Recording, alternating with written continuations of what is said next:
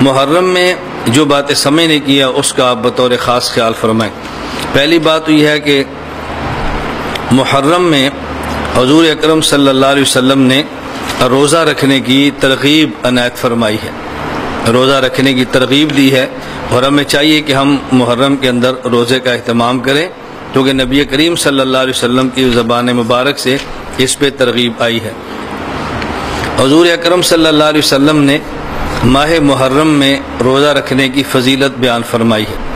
پہلے تو آپ نے مخصوص فضیلت بیان کرنے کی بجائے عمومی بات فرمائی ہے۔ صحیح مسلم باب فضل صوم المحرم کے اندر یہ حدیث پاک موجود ہے۔ نبی کریم صلی اللہ علیہ وسلم فرمایا افضل الصیام بعد شہر رمضان صیام شہر اللہ المحرم، رمضان المبارک کے روزوں کے بعد سب سے زیادہ اجر و ثواب والا روزہ یہ محرم کے مہینے کا روزہ ہے۔ اور عجیب بات یہ ہے کہ محرم کے مہینے کو نبی کریم صلی اللہ علیہ وسلم فرمایا شہر اللہ، اللہ کا مہینہ جو کہ حرمت والا ہے، اس کی خاص نسبت اللہ رب العزت کی طرف فرمائی ہے۔ معلوم ہوا کہ اس محرم کے مہینے کا احترام نسبتاً آدمی کو زیادہ کرنا چاہیے۔ اس میں کوئی خاص فضیلت بھی نہیں بتائی اور خاص دن کا نام بھی نہیں لیا، اتنا بتایا کہ رمضان المبارک کے بعد سب سے زیادہ اجر وہ محرم کے مہینے میں روزے رکھنے کا ملتا ہے۔ اور ایک حدیث پاک یہ بھی صحیح مسلم میں ہے، اس میں حضور اکرم صلی اللہ علیہ وسلم نے نام لے کر فرمایا کہ کس دن کا روزہ مراد ہے۔ فرمایا سیام یوم عاشوراء احتسب علی اللہ ان یکفر السنۃ التی قبلہ، کہ جو انسان 10ویں محرم کا روزہ رکھے، اللہ کے پیغمبر فرماتے ہیں کہ مجھے انشاءاللہ اللہ کی ذات پر امید ہے کہ اس کے گزشتہ ایک سال کے اللہ گناہ معاف فرما دیں۔ تو ایک دن کے روزے پر ایک سال کے گناہ معاف ہونا یہ کتنی بڑی فضیلت کی بات ہے۔ تو بہت بڑی محرومی کی بات ہے کہ آدمی 10ویں محرم کا روزہ نہ رکھے، اس لیے 10ویں محرم کا روزہ رکھنا سنت ہے اور رکھنا چاہیے۔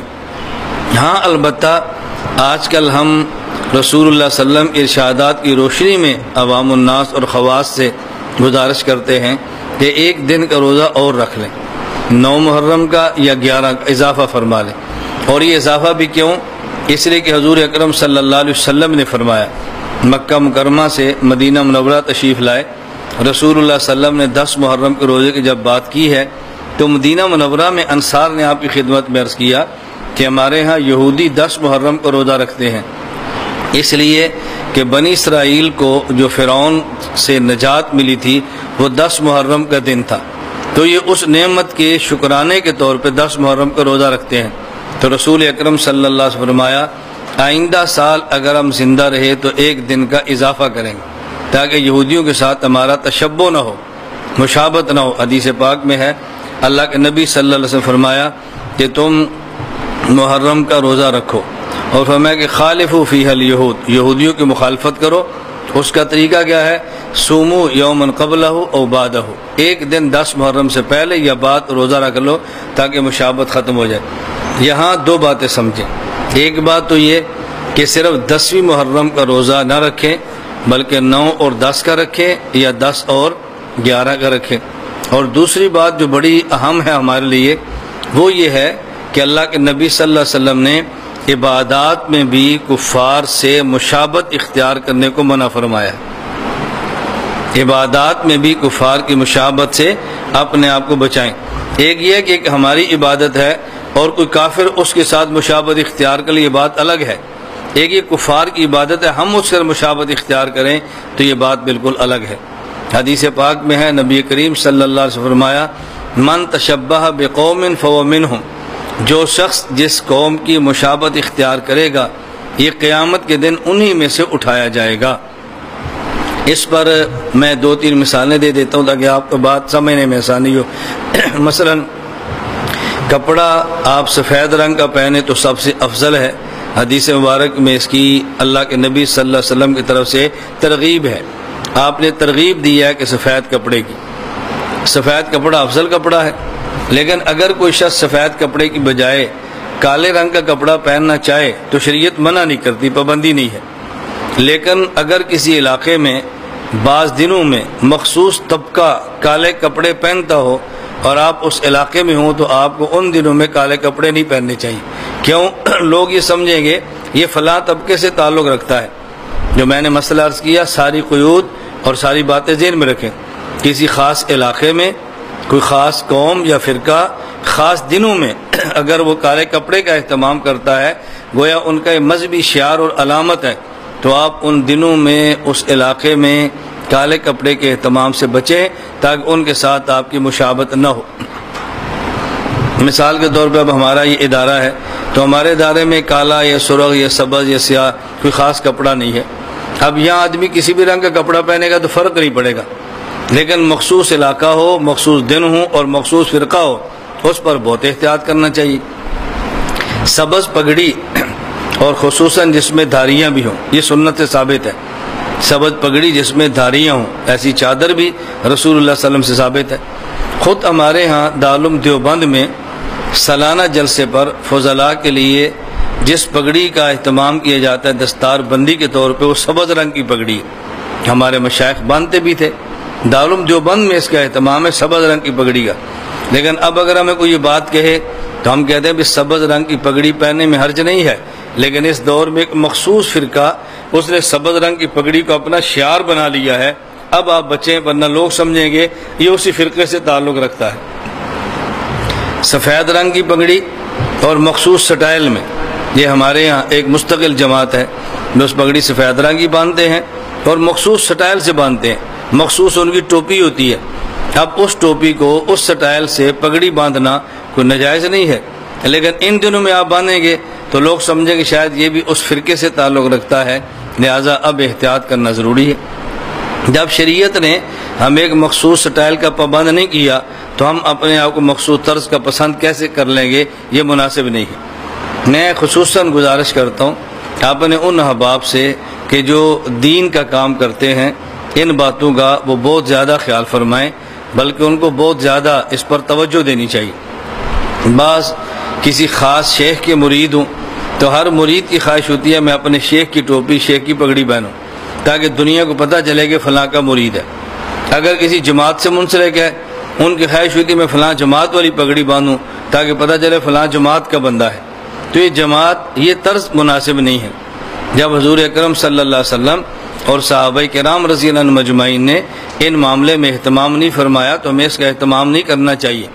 ہمارے آپ دیکھ رہے ہیں، طلباء کو دیکھ لیں، ہمارا اپنا ہے، کبھی پگڑی باندھتے ہیں، کبھی ٹوپی پہنی ہوتی ہے، کبھی خانقاہی ٹوپی ہوتی ہے، کبھی دوسری ٹوپی ہوتی ہے، صرف اس وجہ سے کہ کسی کے ذہن میں یہ بیٹھ نہ جائے. یہ اس دور میں آپ محسوس نہ فرمائیں. ایک بہت بڑا یعنی طرز عمل ہمارے ہاں یہ مستقل چلتا ہے کہ ہر شخص کی خواہش ہوتی ہے بھی میری پگڑی، میری ٹوپی اور میرا لباس ہو. وہ کسی ملک میں پتہ چلتا ہے یہ فلاں جماعت سے ہے، فلاں کا مرید ہے، فلاں سے اس کا تعلق ہے، تو اس سے لوگ خوش ہوتے ہیں، فلاں کے بڑے تعلق والے بہت ہیں. اللہ رب العزت کا بے حد کرم اور فضل ہے کہ پاکستان میں نہیں پوری دنیا میں ہم سے منسلک مریدین کا بہت بڑا حلقہ ہے. اور بہت بڑا حلقہ نظر کیوں نہیں آتا؟ میں ان کو مخصوص پگڑی اور مخصوص ٹوپی میں نہیں رکھتا. مخصوص ٹوپی پگڑی میں رکھیں تو آپ کو ہمارے علاقے میں نظر آئے گا کتنے لوگ ایسے جو ہمارے مرید ہیں، کتنے لوگ ایسے جن کا ہم سے تعلق ہے. اللہ رب العزت ہمیں یہ بات سمجھنے کی توفیق عطا فرمائے. تو حدیث پاک میں ہے من تشبہ بقوم فہو منہم، جو جس قوم سے مشابہت اختیار کرے گا انہی میں سے ہوگا. لیکن اس حدیث مبارک کو ہر کسی پر فٹ نہ کیا کریں، بہت احتیاط کیا کریں. یہ میں اس لیے بات کیا تو ابھی غالباً 3 دن یا 4 دن قبل کی بات ہے، ایک شخص نے مجھے فون کیا اور فون کر کے پوچھا کہ مولانا صاحب کرکٹ کھیلنا کیسا ہے. میں نے کہا بھی پوری بات پوچھو. بس اوقات اس بحث کے پیچھے ایک بحث چل رہی ہوتی ہے اور ہمارے فتوے کو آڑ بنا کے آپس میں لڑائی شروع کر دیتے ہیں، اس لیے ہم مجمل اور مبہم بات پہ فتویٰ نہیں دیتے. پوری بات پوچھو جو تم کیا پوچھنا چاہتے ہو. اس نے کہا جی ہمارے علاقے میں ایک شخص ہے تو وہی کہتا ہے کرکٹ کھیلنا حرام ہے، اور دلیل اس نے کیا دی ہے؟ یہ من تشبہ بقوم فہو منہم کے اندر آتا ہے کہ کفار کی مشابہت علیحدہ جائز نہیں ہے. میں نے کبھی پہلے اس حدیث کا معنی سمجھے پھر حلال حرام کی بات کرے نا. معنی اس کا کیا ہے کہ جو کسی کفار کا شعار ہو، کافر قوم کی خاص علامت ہو، اگر آپ اس شعار کو اختیار کریں تو پھر ان میں شمار ہوگا. تو کرکٹ کفار کا شعار تو نہیں ہے کہ ہر جو بھی کافر اس کے لیے کرکٹ کھولنا ضروری ہے یا فلاں شہری کے لیے اس گیم کو سیکھنا ضروری ہے. یہ تو شعار ہے ہی نہیں. اس لیے آپ وقت کے اعتبار سے دیکھیں، اگر کرکٹ کھیلنے میں آپ کی نماز ضائع ہوتی ہے تو پھر کرکٹ کا کیا قصور ہے؟ ہاکی بھی حرام ہے، فٹ بال بھی حرام ہے، والی بال بھی حرام ہے اگر اس سے نماز ضائع ہو رہی ہے۔ اگر اس کی وجہ سے روزہ آپ کا ضائع ہو رہا ہے، اس کی وجہ سے عبادات متاثر ہو رہی ہیں تو حرام ہے۔ اس میں اکیلے کرکٹ کا قصور نہیں ہے، ساری کھیلیں اس میں داخل ہیں۔ اور اگر حقوق العباد بھی ضائع نہ ہوں اور حقوق اللہ بھی ضائع نہ ہوں تو پھر کسی بھی کھیل کا کھیلنا جائز ہے، اس میں حرج کی کوئی بات نہیں ہے۔ تو اپنی طرف سے نہ تو تنگ نظری پیدا کیا کریں اور نہ ہی اپنی طرف سے وسعت پیدا کیا کریں۔ جتنی شریعت وسعت دے اسے قبول فرما لیں اور جتنی تنگی رکھے اسے قبول فرما لیں، کیونکہ ہمارے یہاں دو قسم کے ذہن چلتے ہیں۔ ایک ہمارے یہاں ذہن یہ ہے کہ شریعت میں تکلیف نہیں ہے، شریعت میں حرج نہیں ہے، شریعت میں آسانیاں ہیں، تو اتنا آسانیوں کا دروازہ کھول دے ہیں کہ شریعت کا حلیہ بگڑ جاتا ہے۔ اور بعض لوگ اتنی تنگی کرتے ہیں کہ نہیں جی ہم پابند ہیں اور فلاں مسئلہ شریعت کا یوں ہے، فلاں یوں ہے، فلاں یوں ہے، وہ اتنی پابندی کرتے ہیں کہ اس سے نکلنا مشکل ہو جاتا ہے۔ تو میں اس لیے گزارش کرتا ہوں کہ شریعت پر عمل کرنا آسان ہے، مشکل نہیں ہے، یہ ہے شریعت کے آسان ہونے کا معنی۔ جب ہم کہتے ہیں شریعت آسان ہے تو اس کا معنی کیا ہے کہ شریعت پر عمل کرنا آسان ہے۔ اس کا معنی یہ نہیں ہے کہ شریعت کے حکام واقعتاً بہت آسان ہیں، مشکل ہے تبھی تو اس پر جنت ہے، مشکل ہے تبھی تو مجاہدہ ہے، مشکل ہے تبھی تو اس کے اوپر اللہ قبر کے عذاب سے بچاتے ہیں۔ اور اگر عمل کرنا اس میں کوئی شک نہیں، آسان ہے، لیکن ابتدائی طور پہ تھوڑی دقت ہوتی ہے، تکلیف ہوتی ہے، آدمی کا جب مزاج بن جاتا ہے تو پھر شریعت پہ عمل کرنا مشکل نہیں رہتا۔ اس کا ہم بطور خاص خیال کریں تو میں نے عرض کیا، نمبر 1 محرم کے مہینے میں 9، 10 یا 10 اور 11 کو عبادت، روزہ رکھنا عبادت ہے۔ دوسری بات میں نے عرض کی ہے ان دنوں میں مخصوص لباس پہننا، یہ مسئلہ ذہن میں رکھیں۔